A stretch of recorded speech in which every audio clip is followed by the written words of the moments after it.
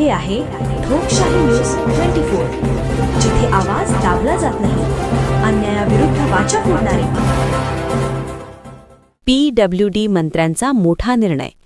कंत्राटदारांचे कामबंद आंदोलन संपले.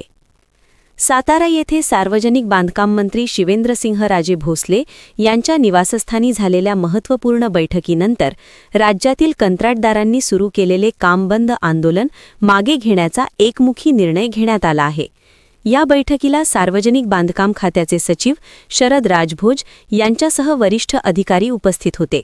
महाराष्ट्र राज्य कंत्राटदार महासंघ व राज्य अभियंता संघटनेच्या वतीने 9 मार्च रोजी कर्जत येथे देयके 31 मार्चपर्यंत न मिळाल्यास 7 एप्रिलपासून कामबंद आंदोलन करण्याचा इशारा देण्यात आला होता.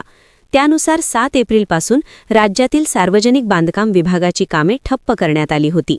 या पार्श्वभूमीवर शासनाने तातडीने दखल घेत सातारा येथे ही उच्चस्तरीय बैठक आयोजित केली.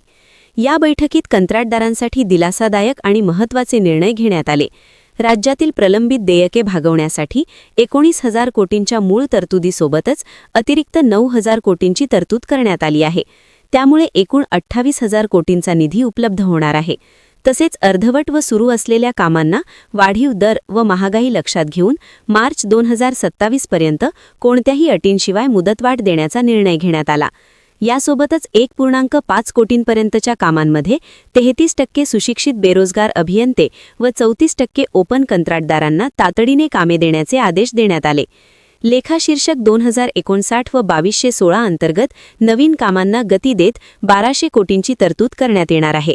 तसेच 5054 अंतर्गत प्रलंबित बिलांची तातडीने पूर्तता करण्याचे निर्देश देण्यात आले.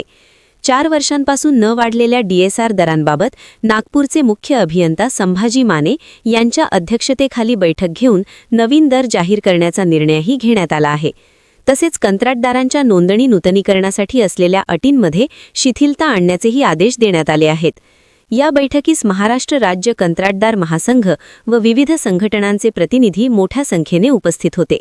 यामध्ये राज्याध्यक्ष इंजिनियर मिलिंद भोसले, विभागीय अध्यक्ष अनिल पाटील, सुरेश कडू पाटील, प्रकाश पांडव, प्रकाश पालरेचा, मंगेश आवळे, उपाध्यक्ष कांतीलाल डुबल, दिनेश कटारिया, कैलास लांडे, सिकंदर डांगे, प्रशांत भोसले, पुंजाराम पाटील, नरेंद्र भोसले यांचा समावेश होता.